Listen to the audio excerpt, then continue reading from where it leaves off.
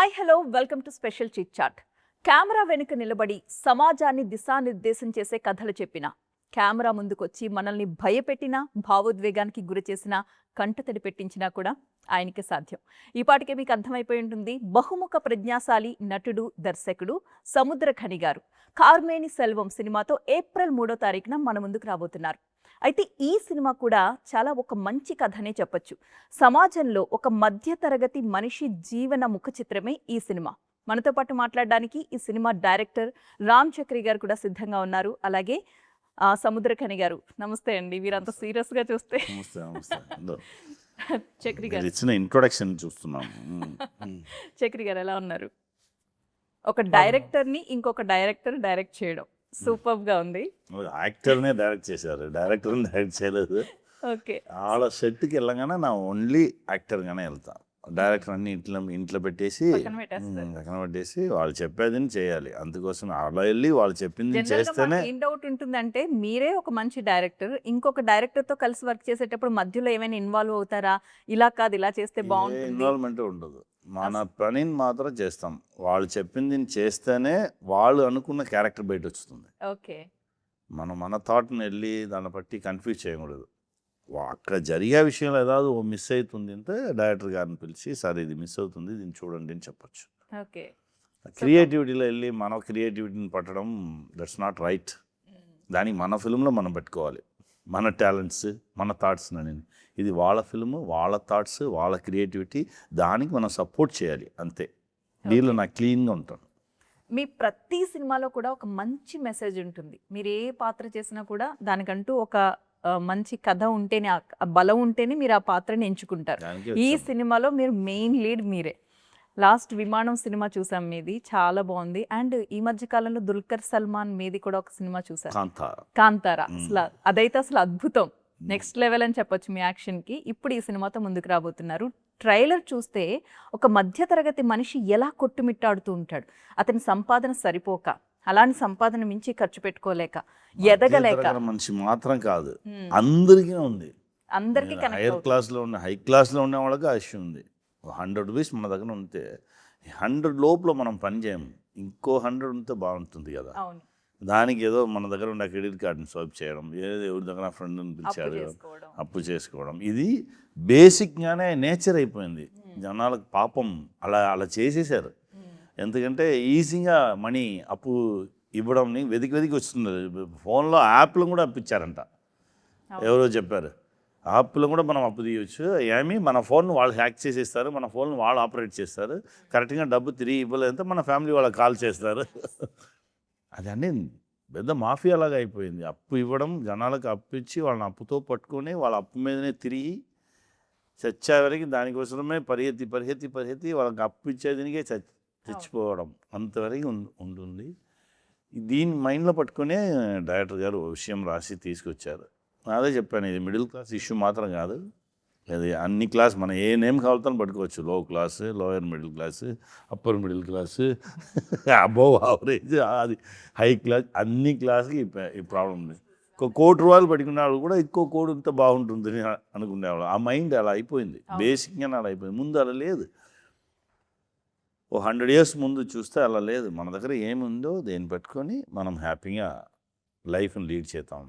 అంటే simple line నాకేం అర్థమైందంటే, నీ దగ్గర ఉన్న డబ్బు కంటే ఎక్కువ ఖర్చు పెట్టు, ఆ ఖర్చు పెట్టిన దాన్ని ఎలా తీర్చాలనే దాని గురించి నువ్వు పరుగులు పెడతావు, ఇంకా సంపాదిస్తావు, ధనవంతుడు అవుతావు.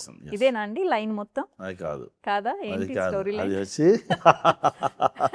నీ దగ్గర ఉండకన్నా ఎక్కువ ఖర్చు పెట్టిన దానికన్నా లాస్ట్లో ఎక్కువ 2, 3, 4 లైన్స్ ఉంది.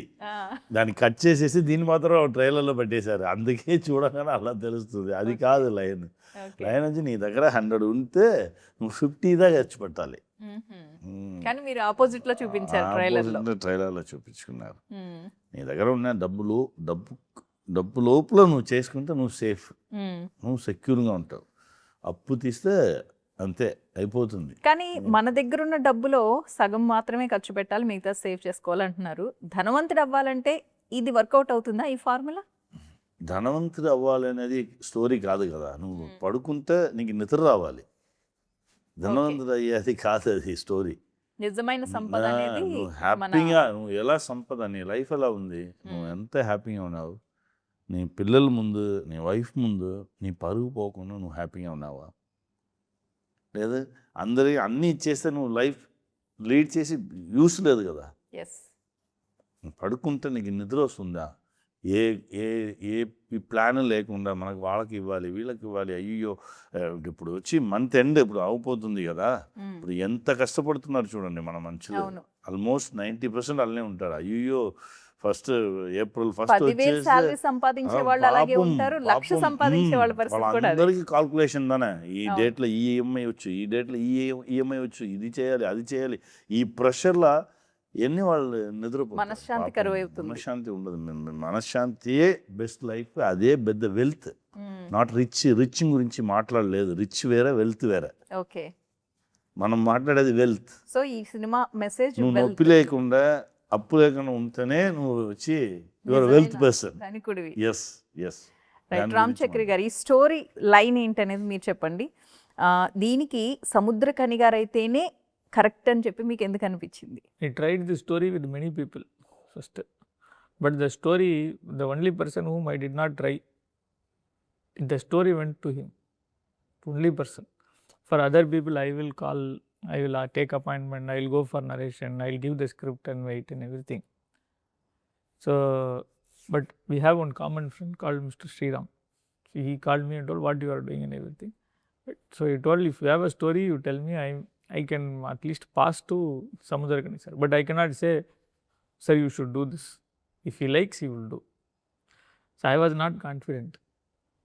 Chuma, I just mailed, and then I told, when sir is reading, I want to, please ask him to call me. I was actually, for a person like Samudrakani sir, I should not say that.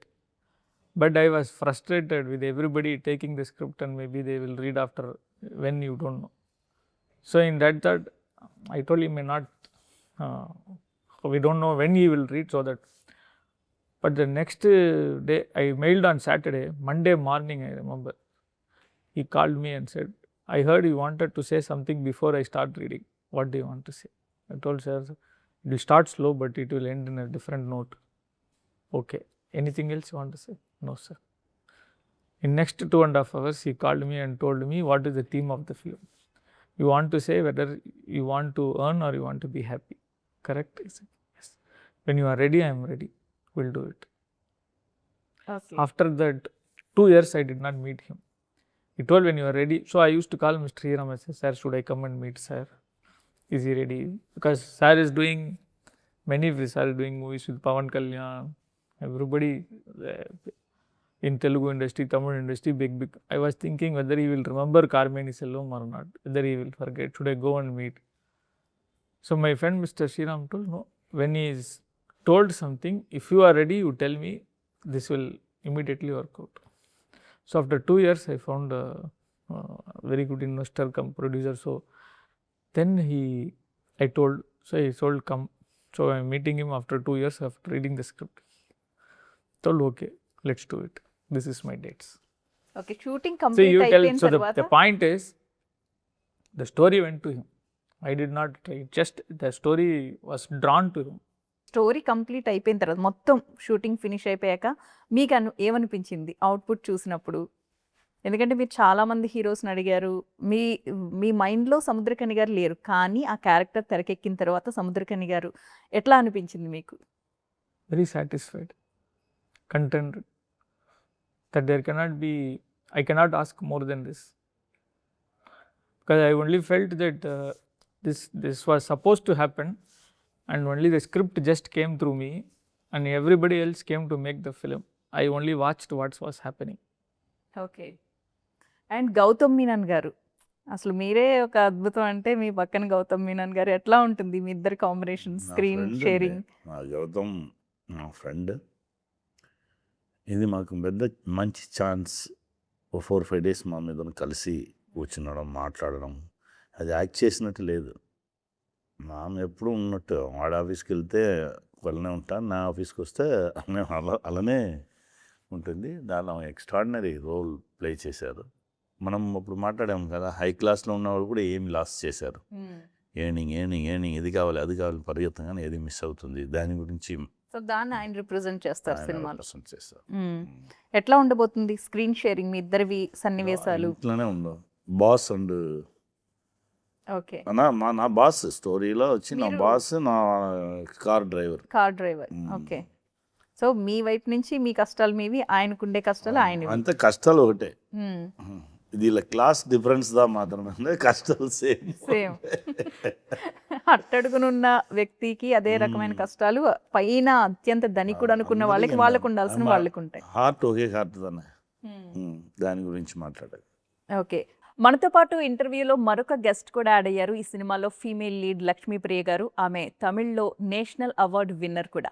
So ఆమె character ఎలా ఉంటుందో కూడా మనం తెలుసుకుందాం. Hello Lakshmipriya గారు, ఎలా ఉంటుంది మీ character మూవీలో? మన సముద్రఖని గారితో యాక్ట్ చేశారు, ఆయన వైఫ్గా. ఎట్లా అనిపించింది మీకు? It was a great experience to work on this film. So it is a very, my character is a very relatable character.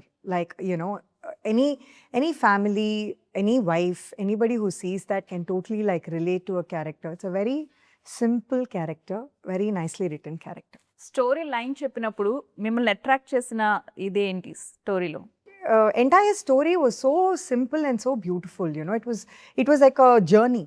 The entire story was like a journey of a person. You know, and it was so nice to see all the ups and downs, and everything was not larger than life. It was not like, okay, it's happening somewhere to somebody. It's not like that. It felt like everything is like, yeah, we know this happens. We know this happens to people. So the entire journey aspect of the movie and the relatability of the characters were very attractive for me, and the simplicity of the film basically. Okay, Samuthirakani గారి గురించి ఏం చెప్తారు? ఆయన ఎలా ఉంటారు sets లో? ఆయన acting గురించి మాకు తెలుసు, ఆయన డైరెక్షన్ ఎలా ఉంటుందో మాకు తెలుసు. సెట్స్ లో ఆయన ఎలా ఉంటారు, బయట ఎలా ఉంటారు? Sets, he's the most, honestly I have to say he's the most comfortable co-actor I've ever acted with. Like, you know, he's a very generous actor, and it's so, like, it's a lot of fun to do scenes with him, because we are creating, I feel like we're creating magic on the spot, you know, because there's something happening, there's a lot of give and take, there is interaction happening. And on top of that, sir is a very encouraging person. He encourages everybody on set. Like at the end of every shot, he's so encouraging that you feel so motivated to do better, you know. He motivates you so well and makes you so comfortable that you feel like, you know, I'm at my most comfortable place now. I don't have a choice but to do my best, you know. So it keeps you at that happy place where you're like, yeah, I can give my best now. So I think that was a very fun part for me in this whole experience. Okay, Ram Chakri గారి ఫిలింలో casting చేసేటప్పుడు main lead Samuthirakani గారు, rich man లీడ్లో మనకి ఈయన కనిపిస్తున్నారు గౌతమ్ మీనన్ గారు. ఎట్లా ఆయన్ని ఒప్పించారు ఈ సినిమా చేయడానికి? ఎలాంటి డిస్కషన్స్ జరిగాయి? Gautam Menon sir also read the script. Actually, I told first Samudrakani sir, I want to cast Gautam Menon sir for this role. He said it is a beautiful option. Sir gave me the number, and then I went. So sir, Gautam Menon sir told, I'm not acting in many films now. That was after, I think, Leo and all, and sir was going to direct Mammootty sir's Dominic and the Ladies Purse. That was the time that I went and narrated the story. He told, I cannot promise, but there should be something in the script. If there is something, then I will see if I can do.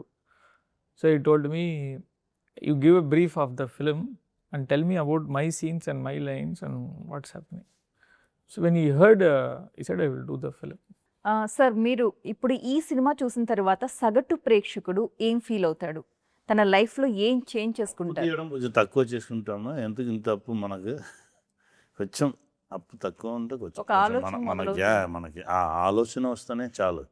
ఎందుకంటే అప్పు తీయకూడదు, అప్పు వద్దు అలా అని చెప్పముండదు. ఎందుకంటే అంత అప్పులు ఉంది. సిటీలో ఉన్న వాళ్ళకి మేజర్ ఈఎంఐలే పాపం. మనం దాన్ని అన్నీ చేయముండదు. ఒక చిన్న థాట్ వచ్చు, మన అప్పు కొంచెం తక్కువ పెట్టుకుంటే, మన కమిట్మెంట్ కొంచెం తక్కువ చేస్తే ఇంకా మనం హ్యాపీగా లైఫ్లో ఉండవచ్చు కదా. ఈ హ్యాపీనెస్ లేకపోతేనే మీకు ఒంట్లో బాధలు వస్తుంది, ఒంట్లో బాగాలేకపోతుంది. హార్ట్ అటాక్లోంచి అన్ని ప్రెషర్, డిప్రెషన్, అన్నీ వస్తుంది. అన్నీ డబ్బు వల్లనే. మీరు అదే చెప్పాను కదా, డే 1 అదే డేట్ మంత్ పిట్టితేనే వీళ్ళకి ఇక్కడ ప్రాబ్లం స్టార్ట్ అయింది కదా. అవును. అది కొంచెం హ్యాపీగా దాన్ని డీల్ చేస్తే ఇంకా కొంచెం హెల్తీగా ఉంటారు అంతే. మన హెల్తీ కన్నా వేరే ఏముంది. అవును. ఈ సినిమా చేశాక మీ లైఫ్లో ఏం లైఫ్ స్టైల్ మార్చుకోవాలని అనుకున్నారు? ఏం నాకు ఏ ప్రాబ్లం లేదు. చేసుకోవాలనుకున్నారు? నాకు ఈ అప్పు తీయడం ఈ బాధలు ఏమీ లేదు. లేదు, నా దగ్గర బేసిక్గా ఉన్నది మీది ఇదే మెంటాలిటీ. నా బేసిక్ అదే. నా ఆ సెల్వం క్యారెక్టర్ నా బేసిక్ క్యారెక్టర్. అందుకనే నాకు ఏ పెద్ద కమిట్మెంట్ పెద్ద అయ్యో మనకి ఇది ఇవ్వాలి అది ఏమి లేదు నాకు. నా దగ్గర ఏ డబ్బు వస్తే నా యూస్ చేస్తా. డబ్బు వస్తే ఎక్కువ డబ్బు ఉంటే ఎవరికైనా ఇస్తా అంతే. నా లైఫ్ అలానే ఉంది. ఇంకా ఎలాంటి ఎలిమెంట్స్ ఉంటాయండి సినిమాలో ప్రేక్షకులను అట్రాక్ట్ చేసే ఎలిమెంట్స్? ఇంకా అదర్ యాక్ట్రెస్ వాళ్ళ ఇంటి లోపల ఉన్నట్లనే ఉండు. వాళ్ళు వచ్చి స్క్రీన్లో ఫిల్మ్ చూసినట్టు ఉండదు. వాళ్ళ ఇంటి లోపల జరిగే విషయం లాగానే ఉండు. అదే ఓ పెద్ద మ్యాజిక్ ఈ ఫిల్మ్లో. ఇక్కడ అభినయ గారు లేరు కాబట్టి అభినయ క్యారెక్టర్ ఏ విధంగా ఉండబోతుంది? ఆమె రోల్ బాస్ మిస్సెస్. ఈ అమ్మాయి ఎంత బాధపడిందో అదేలాగా వేరే ఏరియా అది. మన హస్బెండ్ మన పక్కనే ఉండాలి, వాళ్ళ ప్రెసెన్స్ మనకు ఉండాలి, వాళ్ళతో మనం తిరగాలి, వాళ్ళతో మనం టైం స్పెండ్ చేయాలి. అలానే ఉన్న ఓ బేసిక్ నేచర్ ఉన్న ఓ అమ్మాయి. అది ఎలా అవుతుంది వాళ్ళ లైఫ్లో? వాళ్ళ దగ్గర చాలా డబ్బు ఉంది, క్రోర్స్ ఉంది. అంత వాళ్ళు ఏం మిస్ చేశారు అలానే దీని గురించి మాట్లాడేది. ఓకే, రామ్ చక్రి గారు, ఈ స్టోరీని తెరకెక్కించడానికి ఏదైనా ఒక ఇన్స్పిరేషన్ ఉందా మీకు? చాలా కాలంగా ఇది పట్టుకుని తిరిగానని చెప్పారు కదా. Inspiration to write the story. Yes. There was one instance where I read something on newspaper.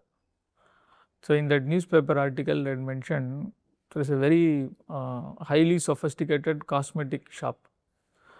So there is one maid who was working, normal housemaid kind of thing. So one day after getting that salary, she went to that L'Oreal kind of shop and bought one very costly lipstick. It was close to 3,500 rupees. And then she wore that. And then after that, somebody from L'Oreal asked why that lady wants to buy 3,500 this thing. This is my dream that I have seen many people wearing that. I feel rich when I wear that 3,500 lipstick. She had told that. I am not denying it is her choice or her option. After some time, when I was trying to understand the research and everything, there is one person similar to this. He told that. That line is also there in the movie. When you are standing on a road, normal, if somebody is laughing inside a car, he is going in Mercedes Benz or something, he is laughing. So you immediately think that person is very happy. So he told me, if they are so happy inside that car, how happy will they be in their home? But you don't know their full life, what is happening to them, with whom he is laughing, why he is laughing, and what he is laughing. But you are seeing from the other side of the glass and assuming that they are all happy. So if I get money, if I get that car, I will also be happy. So this I am saying, similar thoughts, same kind of this thing. I found in many places of people thinking, I will become only happy if this happens, and if this happens is related to money. Okay, so rich people thinking ఏ విధంగా ఉంటుంది, poor people thinking ఏ విధంగా ఉంటుంది? ఈ మధ్యలో peoples మాత్రమే మారుతున్నారు, అందరికీ ప్రాబ్లం ఉంది అంతే. So those real life people's thinking about financial aspects and what others think, no, and we changing our life for their thinking. So that is how we put the mask okay, and start running. మీకు ఎంత రిలేటెడ్గా అనిపించిందండి ఆయన మీకు చెప్పిన మీ role? It was relatable in terms of family and how much a person will do for their family, take care of their family, how protective they will be of the family. In those terms, yes, I found the role very relatable as a person who also has a family and who wants to protect the family and take care of the family. So yes. Okay, సరే, ఈ cinema గురించి పక్కన పెడితే ఇక personal విషయాలు కూడా discuss చేద్దాం మీతోనే. ఒక 2-3 సంవత్సరాలు అయితే 40 years ఇండస్ట్రీ, అవునా? ఎట్లా అనిపించింది? ఎలా అంటే తెర వెనుక ఉన్న మీరు తెర ముందుకు ఎలా వచ్చారు? దానికి దారి తీసిన సంఘటన ఏంటి? మీకు ఎవరు ఇన్స్పిరేషన్? ఏం జరిగింది నాకు అన్నీ మర్చిపోయింది. ఏదో ఫోర్స్ తీసుకొచ్చి ఇక్కడ పెట్టింది అంతే. ఓకే, 15 years నాకు 15 years ఉండగానే స్టార్ట్ అయింది ఈ ఫీవర్. 13లో స్టార్ట్ అయింది. 13లో ఫస్ట్ ఫిల్మే చూశాను నేను. Okay. 13th year 8th standard చదవగానే ఫస్ట్ ఫిల్మ్ చూశాను. తర్వాత దాని మీద పెద్ద ఏదో ఒకటి జరిగింది, ఓ మ్యాజిక్, అప్పుడే మైండ్ లో ఫిక్స్ అయిపోయారు. ఏదో మ్యాజిక్ జరిగింది. 15 year 10th చదివేసి 10th ఎగ్జామ్ రాసేసి చెన్నై వచ్చేసాను. చెన్నై వచ్చి 1 week 3 వెళ్ళిపోయాను ఊరికి. డబ్బులు 120 rupees మా ఫాదర్ షర్ట్ ప్యాకెట్లు ఉండి తీసుకుని వచ్చాను, మా ఫాదర్కి తెలియకుండా. అంటే ఇంట్లోంచి పారిపోయి వచ్చేసారా చెన్నైకి? 130 rupees. అవును. అది వచ్చి తర్వాత తిరిగి వెళ్ళి, అది పెద్ద స్టోరీ అది. అది ఎప్పుడైనా పెద్ద స్టోరీని తెరకెక్కించే ఆలోచన ఏమైనా ఉందా? అది ఇంకో డైరెక్టర్ నా దగ్గర మాట్లాడగానే చెప్పారు, ఎక్స్ట్రాడినరీ డైరెక్టర్ రామ్ అని ఇప్పుడు డైరెక్టర్ నా దగ్గర చెప్పారు, నీ స్టోరీని ఒకటి తీద్దాం, చాలా ఇన్స్పైరింగ్ ఉంది, నీ సన్ను యాక్ట్ చేయబడదామని చెప్పారు. సరే చేయగానే చేద్దాం వదిలేని చెప్పేసాను. అది పెద్ద అంతరి వెనకాల ఒక స్టోరీ ఉంది. అంత ఈజీగా రాలేదు. అంతరి వెనకాల ఒక స్టోరీ ఉండి, సినిమా బ్యాక్గ్రౌండ్ ఉండే వాళ్ళకి వెనకాల కూడా ఒక స్టోరీ ఉంది. దానిలో కూడా వచ్చి పాపం ఊరికి దొరకకపోతుంది. అందరి వెనకాల ఒక పెద్ద స్టోరీ ఉంది. దీనిలో పెద్ద ఇన్స్పిరేషన్స్ ఏమి లేదు నాకు తెలిసి. ఎన్ని సంవత్సరాలు పట్టింది సార్ మీకు? అంటే మీలాగా ఏ సంవత్సరాలే పెట్టలేదు. నా వచ్చి ఇటు తిరుగుతూనే ఉన్నాను. తర్వాత +2 ఫినిష్ చేసేసి వచ్చి చెన్నై తిరిగాను. తర్వాత డిగ్రీలో ఒక్కొక్క సెమస్టర్ గ్యాప్లో వచ్చి వెళ్ళిపోయాను. 92లో వెళ్ళి దిగి ఒక 2 years నాకు కష్టపడాను. అప్పుడేంటి మీరు ఒక స్టోరీ పట్టుకుని వెళ్ళారా? లేదు నా యాక్ట్ చేయడానికి వెళ్ళాను. ఫస్ట్ మీ ఆలోచన యాక్టింగ్ కోసమే వెళ్ళాను. 2 years కష్టపడాను.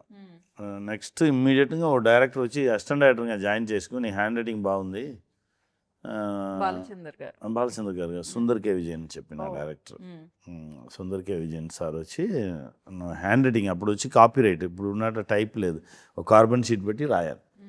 దానికోసం నన్ను పిలిచారు. ఓకే, మనకు యాక్టింగ్ లేదు, యాక్టింగ్ ఎవరు ఛాన్స్ ఇవ్వలేదు, చాలా ఇన్సల్టే జరిగింది, అందుకోసం యాక్టింగ్ మనకు వద్దు అలానే వేసేసి నా అసిస్టెంట్ డైరెక్టర్గా వెళ్ళిపోయాను. ఆ డేట్లో ఉండి ఇప్పుడు వరకు నా బిజీ. ఎందుకంటే నన్ను ఏదో ఒకటి చేస్తూనే ఉంటాను, నన్ను గాలిగానే పట్టుకున్నాను.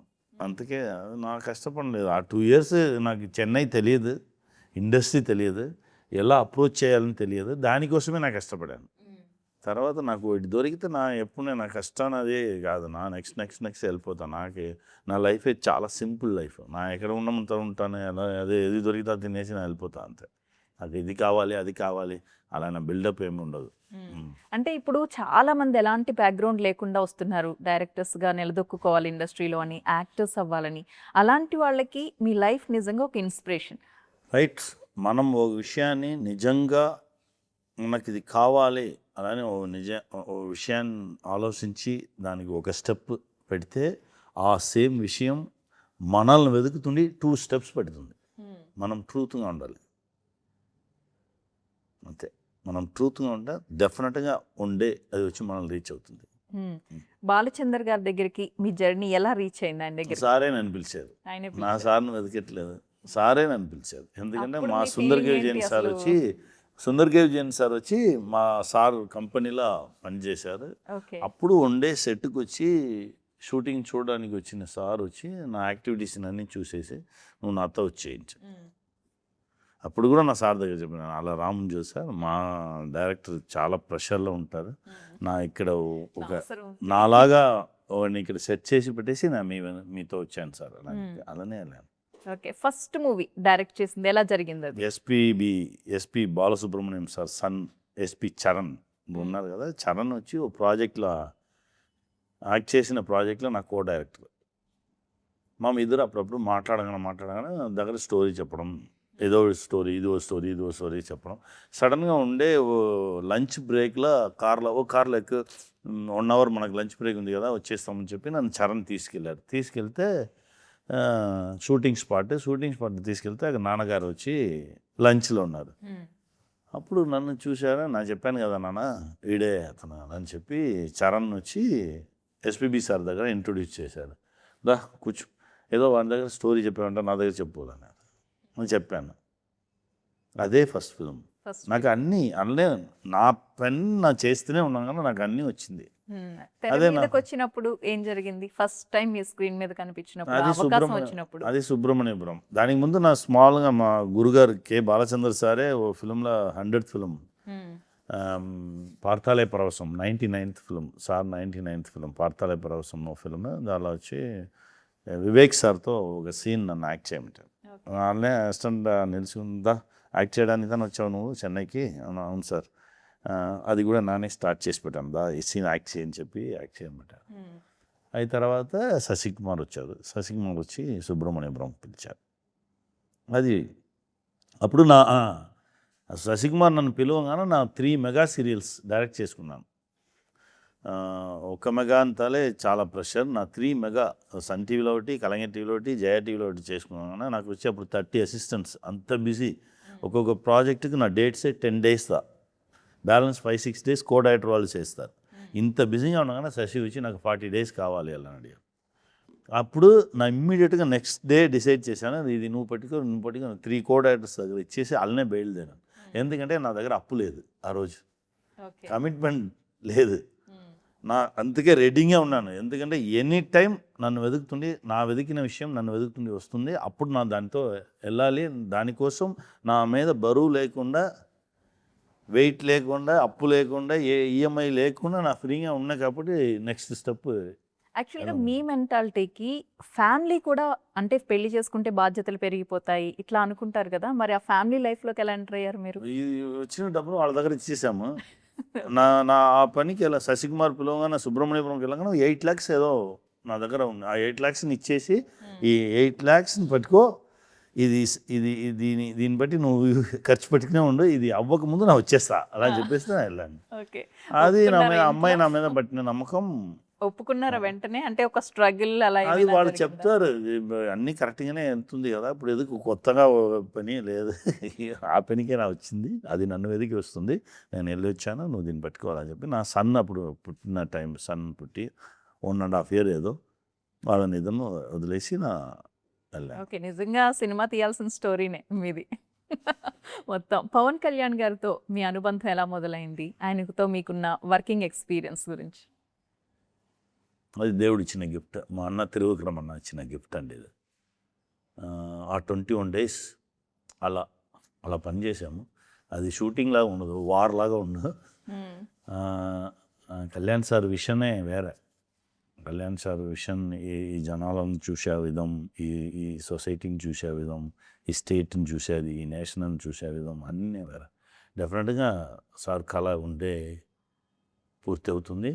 దానికి నా దేవుడి దగ్గర ప్రార్థన చేస్తున్నాను.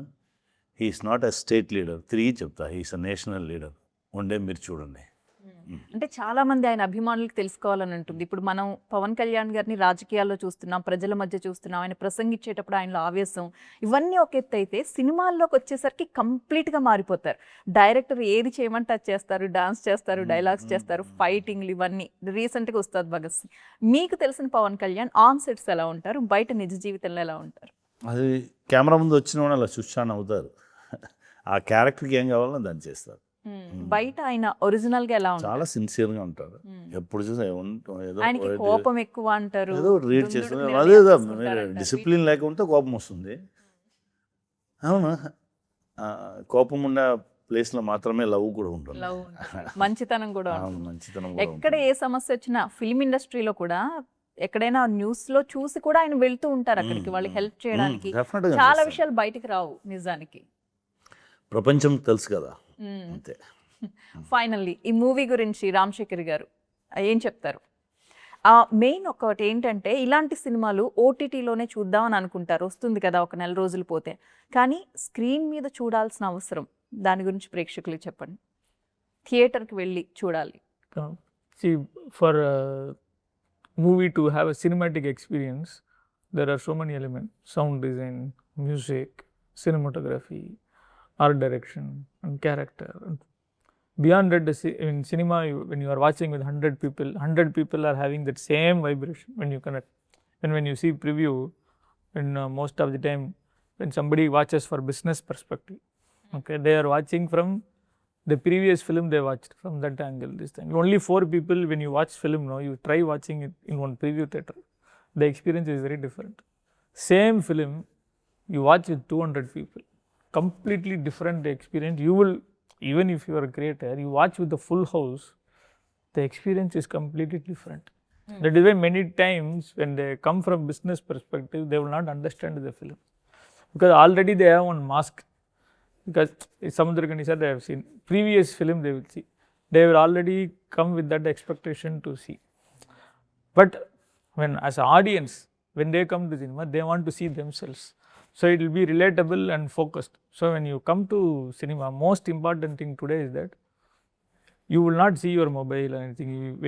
Nobody can say last OTT film, whatever they watched in mobile or computer, continuously 2.5 hours.